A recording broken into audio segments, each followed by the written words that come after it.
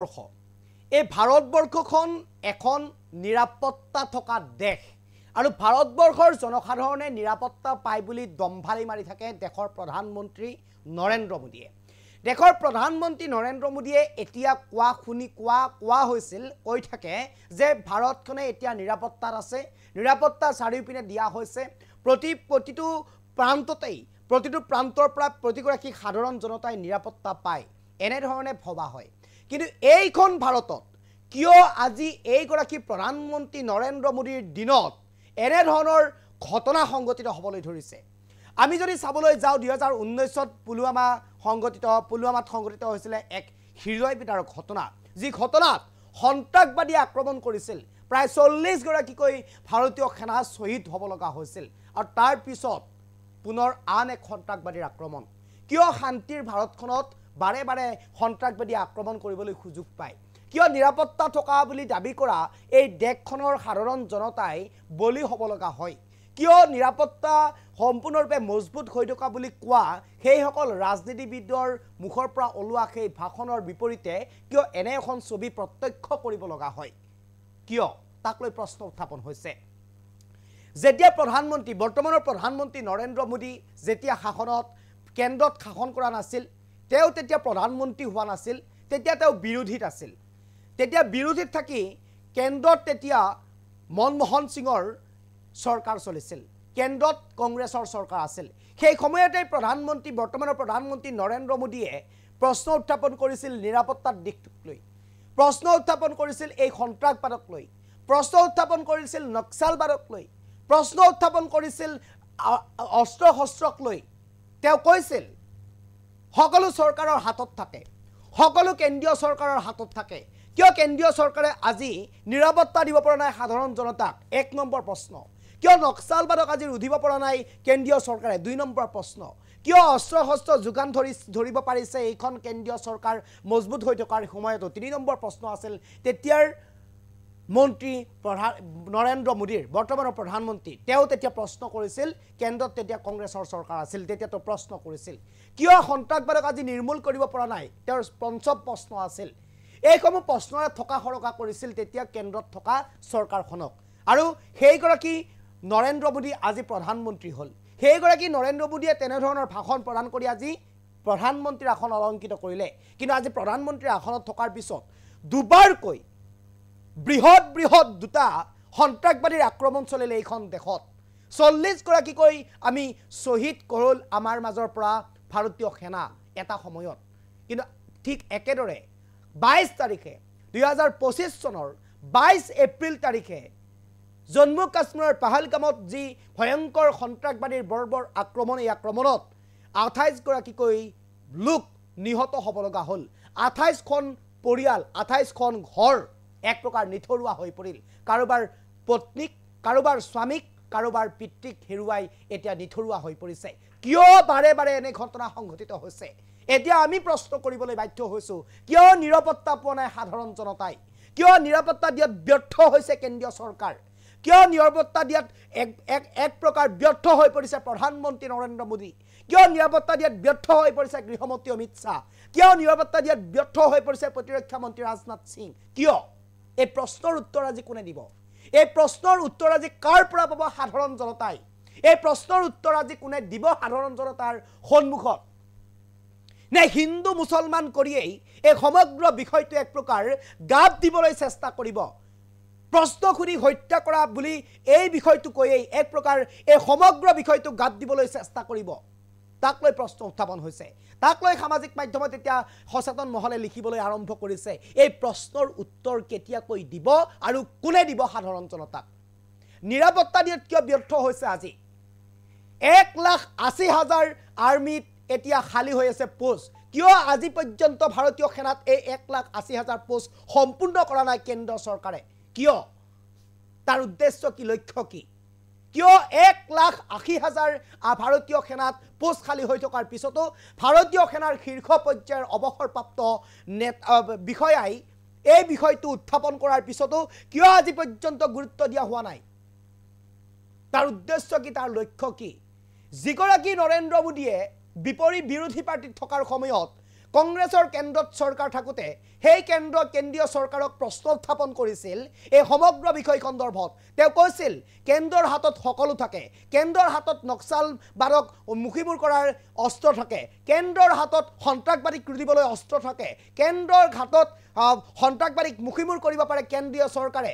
অস্ত্ৰ শস্ত্ৰ যোগান ধৰিলে কেন্দ্ৰই গম পায়, ইণ্টেলিজেন্স ব্যুৰোৱে IB গম পায়।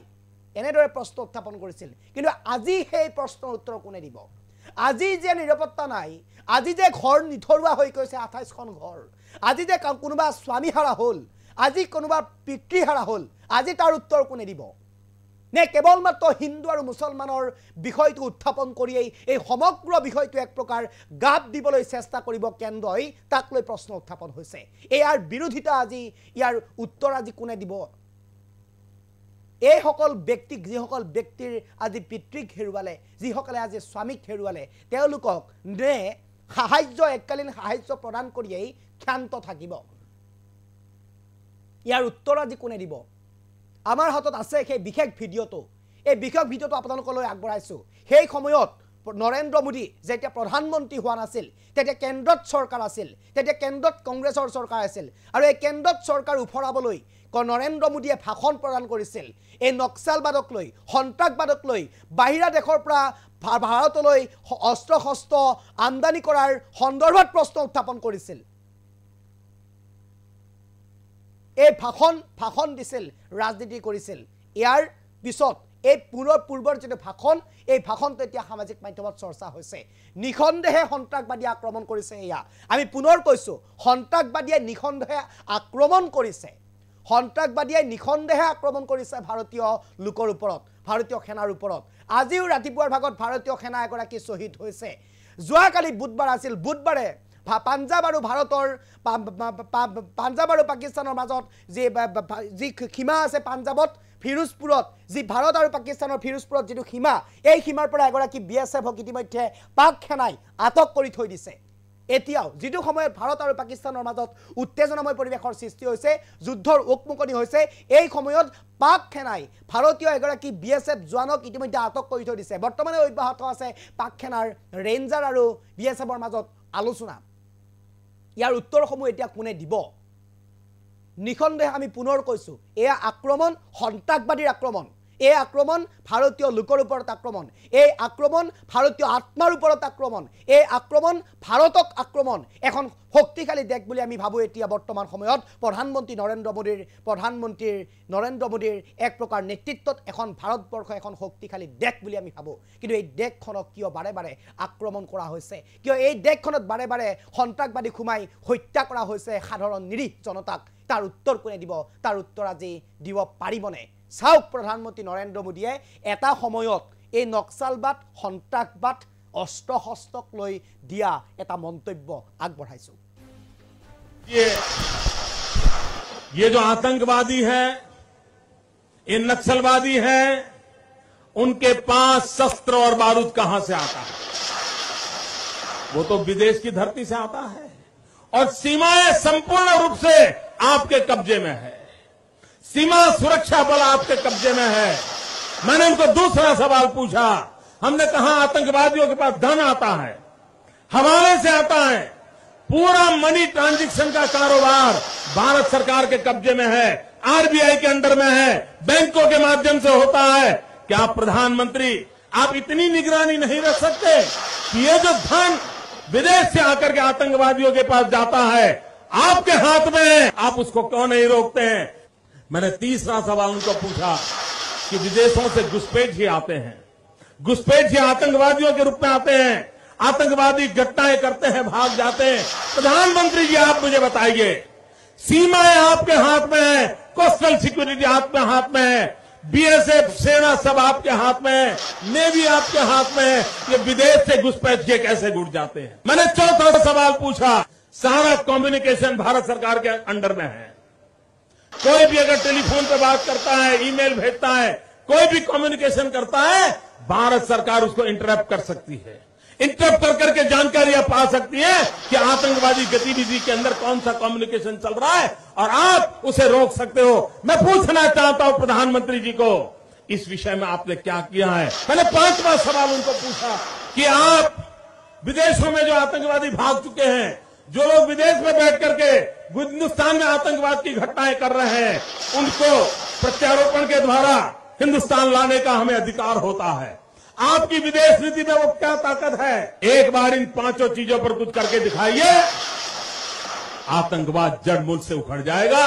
राज्यों के अधिकार हथिया करके राजनीति के करने के खेल छोड़ दीजिए।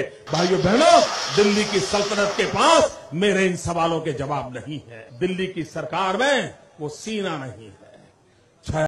मुझे जवाब दीजिए, ये जो आतंकवादी है, ये नक्सलवादी है, उनके पास शस्त्र और बारूद कहां से आता है?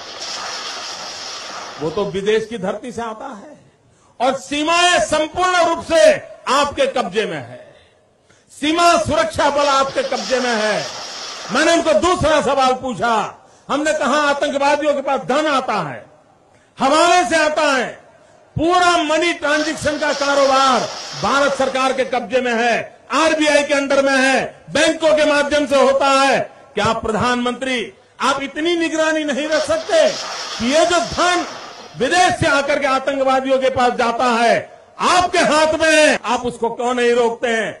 मैंने तीसरा सवाल उनको पूछा कि विदेशों से घुसपैठ ही आते हैं, घुसपैठ ही आतंकवादियों के रूप में आते हैं, आतंकवादी घटनाएं करते हैं, भाग जाते हैं। प्रधानमंत्री जी आप मुझे बताइए, सीमाएं आपके हाथ में है, कोस्टल सिक्योरिटी आपके हाथ में है, बीएसएफ सेना सब आपके हाथ में है, नेवी आपके हाथ में है, ये विदेश से घुसपैठ के कैसे घुस जाते हैं? मैंने चौथा सवाल पूछा, सारा कम्युनिकेशन भारत सरकार के अंडर में है। कोई भी अगर टेलीफोन पे बात करता है, ईमेल भेजता है, कोई भी कम्युनिकेशन करता है, भारत सरकार उसको इंटरप्ट कर सकती है। इंटरप्ट कर करके जानकारियां